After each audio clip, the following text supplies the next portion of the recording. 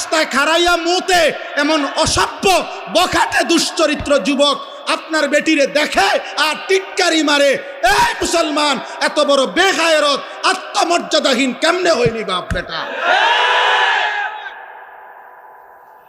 তুমি কোনো পুরুষ না? তোর স্ত্রী কেন বেটা বাইরে বাইরে হাঁটবে বেটা? বেপর্দা বেটা, তুই বেড হইত না বেটা? চিরানি খাও, ভাত খাইতে পারো না? আত্মসম্মান কোথায়? বেডি আমার বউ, বিয়ে করলাম আমি, রং চাই মানছে। বেকল কোথাকার বেটা, বে বে করে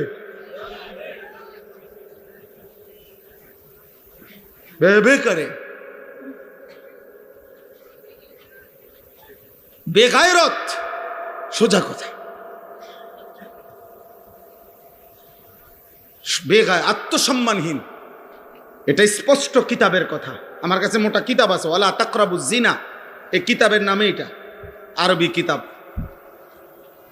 ওই কিতাবে আছে ওই পুরুষ আত্মসম্মানহীন, ওই পুরুষের আত্মমর্যাদা নাই। আত্মসম্মান বলতে প্রেস্টিজ নাই ওই পুরুষের, যার স্ত্রী এবং কন্যা বেপর্দা। এ বর্ডার মধ্যে কোনো আত্মসম্মান নাই। ভাত খাই আরে ঘুম যায়, ফেসাবে ধরলে ফেসাব করে, ঘুমাইলে হুইয়ালায়।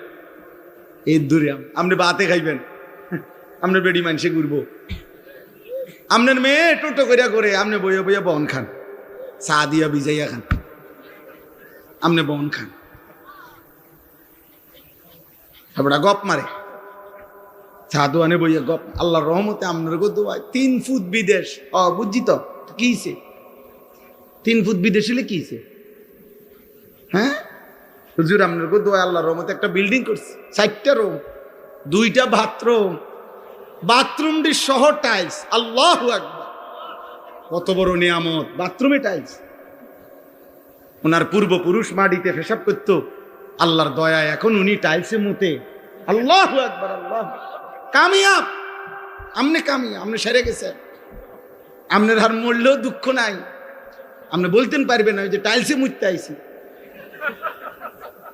মুসলমান কি শুনাইলেন, কি শুনাইলেন মুসলমান? এটা নিয়ে একজন ইমানদারের বলার বিষয়। টাইলস নিয়ে মুসলমান বলবার কথা বিষয় বলেন?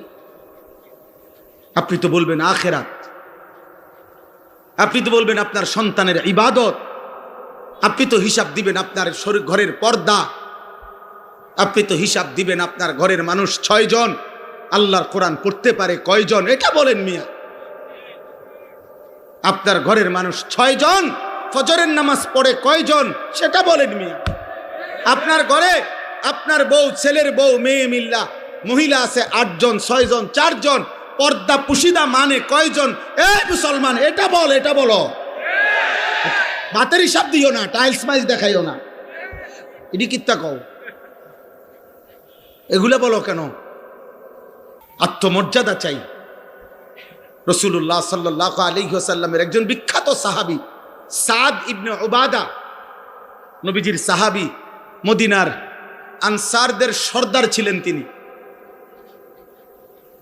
সাদ ইবনে উবাদা, উনি একদিন সাহাবাদের এরকম মজমায় নবীজি বসা, শুধু ফোকে কামরা, আচ্ছা কামরা কোনার কিছু করার নেই। সাদ ইবনে উবাদা এই সাহাবী বলতেছিলেন, ইয়া রাসূলুল্লাহ সাল্লাল্লাহু আলাইহি ওয়াসাল্লাম, লাউ রাআইতু রাজুলান মা ইমরাআতি লা দারাবতুহু বিসাইফ। সাহাবী নবীজির সামনে বললেন, ইয়া রাসূলুল্লাহ, আমি যদি 1 মিনিটের জন্য কোনোদিন কোন পর পুরুষ, বেগানা পুরুষকে আমার স্ত্রীর সাথে দেখি কথা বলতে অথবা দাঁড়িয়ে থাকতে, লা দারাবতুহু বিসাইফ, তরবারির 1 কোপ দিয়া তার কল্লা ফেলাই দিন।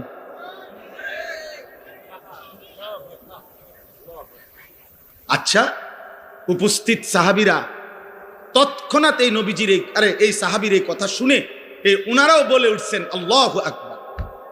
হাদিসে আছে এটা, ওনারা সবাই বলে উঠছে, মানে বাপরে দেখছুনি বেটার হিম্মত কি, আল্লাহু আকবার বলে উঠছেন।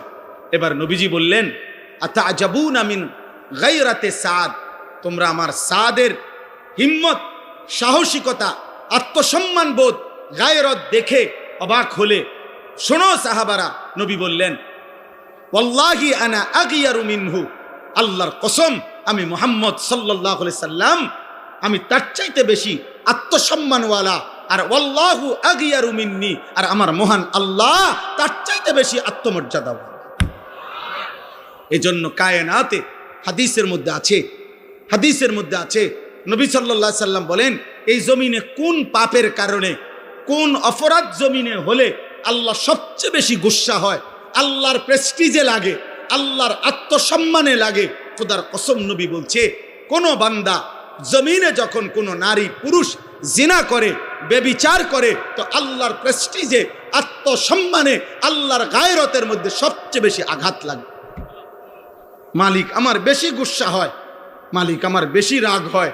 এই জন্য গুসার কারণে নবী বলছেন, আল্লাহই তো বিধান, এই জন্য বলছে, বন্ধু বন্ধু ওই জেনা করলো, ও ব্যভিচার করলো আমার জমিনে, ওরে খাওয়াইলাম আমি, ওরে পড়াইলাম আমি, এত বড় কায়নাত দিয়ে আমি তাকে লালন পালন করছি, ওরে আমি বলছি তার জন্য আমি হালাল বিবাহর ব্যবস্থা রাখছি, ওরে আমি বলছি তার স্ত্রী আমি ব্যবস্থা করেছি, ওর যৌন চাহিদা আমি আল্লাহ দিয়েছি, ওই নারী আমি সৃষ্টি করেছি, এই পুরুষ আমি সৃষ্টি করেছি, শাহওয়াত আমি সৃষ্টি করেছি, লজ্জাস্থানের চাহিদা আমি সৃষ্টি করেছি, এত কিছু আমার দেওয়া, ও আমার জমিনে আমার দেওয়া জিনিস পেয়ে নাফরমানি করলো। আল্লাহর নবীকে আল্লাহ বলছে, বন্ধু খবর লাগান, এটা যদি বিবাহিত পুরুষ এবং নারী হয়, এই জেনাকার পাথর মাইরা ফেলেন, পাথর মারে জাগাত পরে আমি বিচার করবো, আবার পরে আখেরাতে।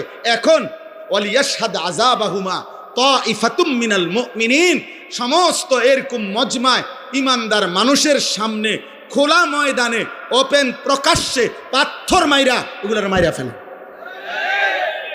আর অবিবাহিত পুরুষ নারী হলে 100 করে চামড়ার বেত্রাঘাত করেন, যেন এক এক বাড়িতে 100 বছর মনে থাকে।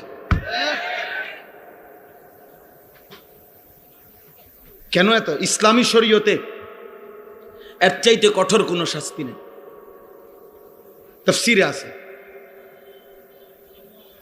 এর চাইতে কঠিন কোনো শাস্তি নেই।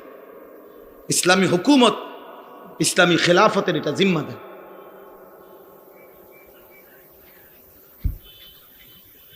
এজন্য এদেরকে বলবে কে? আমি বলবো 14 বছরের মেয়ে আমার, কার? আমার স্ত্রীকে বলবে কে? আমি বলবো। আমার মেয়েদেরকে বলবে কে? আমি বলবো। 14 বছরের মেয়েটা, 16 বছরের মেয়েটা 8-7 কাপড় পরে, টাইট কাপড় পরে, আধা ঘন্টা 1 ঘন্টা ধরে সাইজা গুইজা আপনার মেয়েটা আপনার ঘর থেকে বের হয় প্রতিনিয়ত, আপনি বুঝেন না